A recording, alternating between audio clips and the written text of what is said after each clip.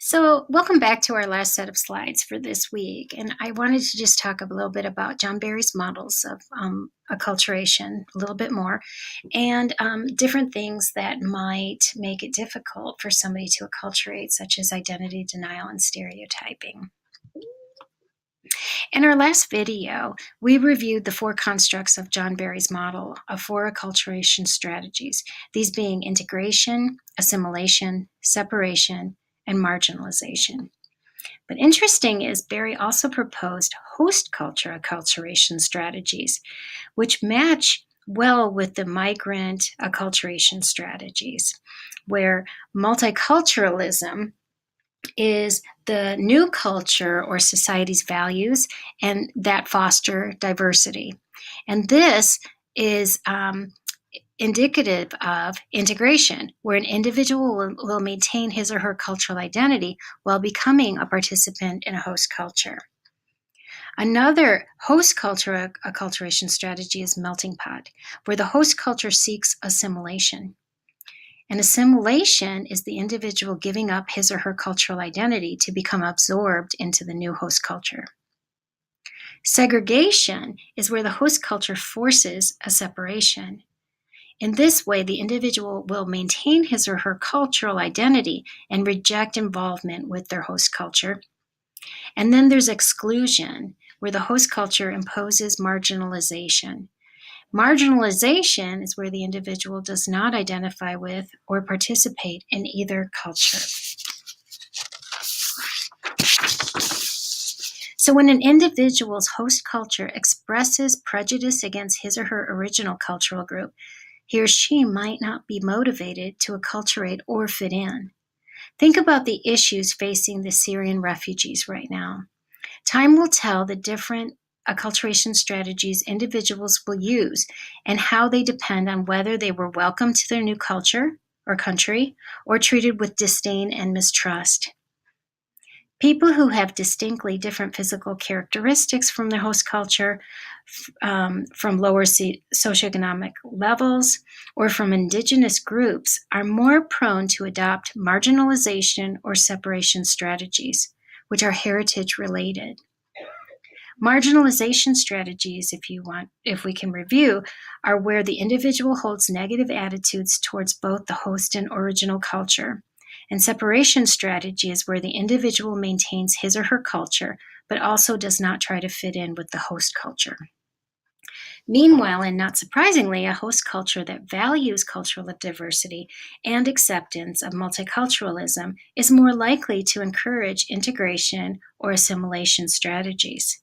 Integration strategy being where the individual is positive on both attitude toward the host and original culture, and assimilation strategy is where the individual attempts to fit in and fully participate while giving up their culture.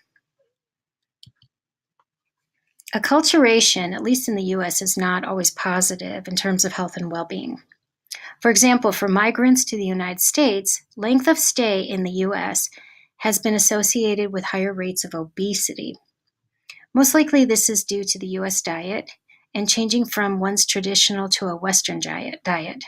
Just think about our serving sizes and our access to fattening foods.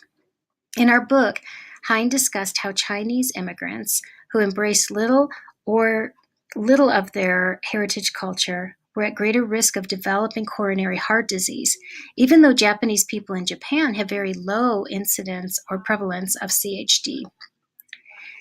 This issue is often referred to as the immigrant paradox, where in the US, despite experiencing adversity on many levels, migrants are often more healthy than their US peers in terms of health risk behaviors having to do with diet, violence, and antisocial or illegal activity, which is not how we always see immigrant populations portrayed.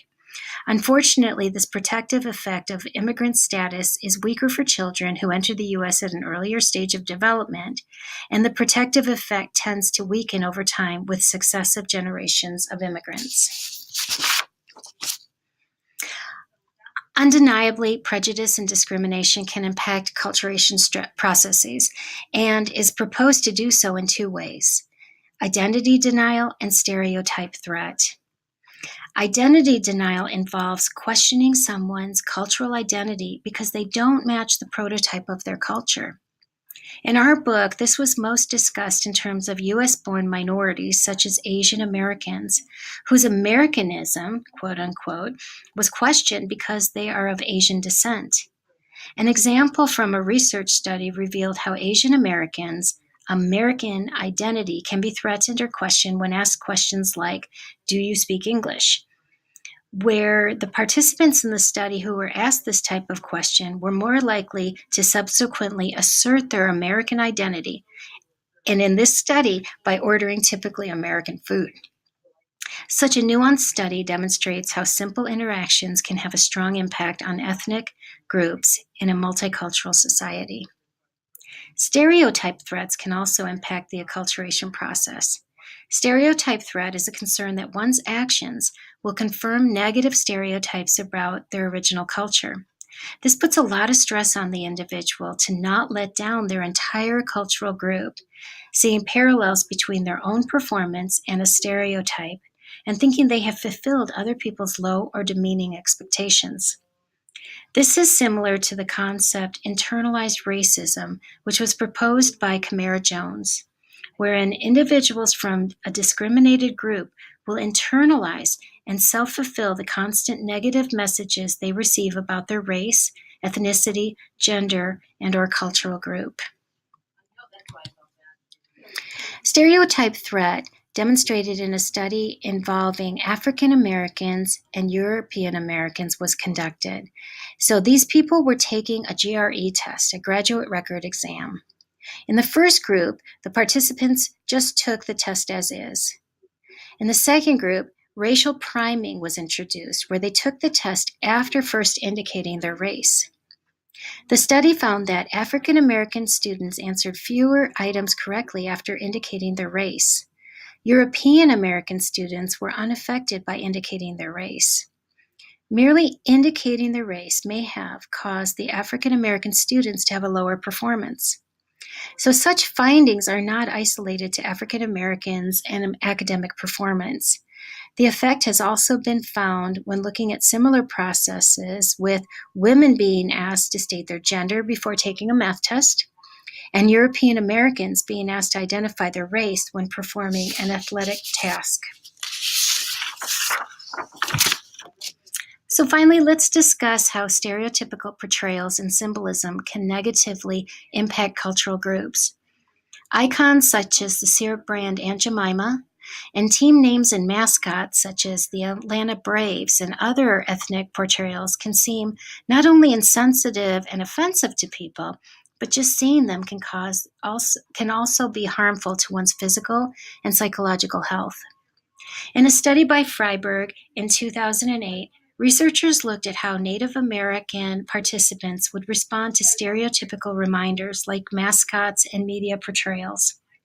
The study involved showing a sample of Native American participants' stereotypical portrayals of their culture, and another sample of participants not being shown these pictures, and then having everyone complete measures to assess their self-esteem, community esteem, and achievement goals.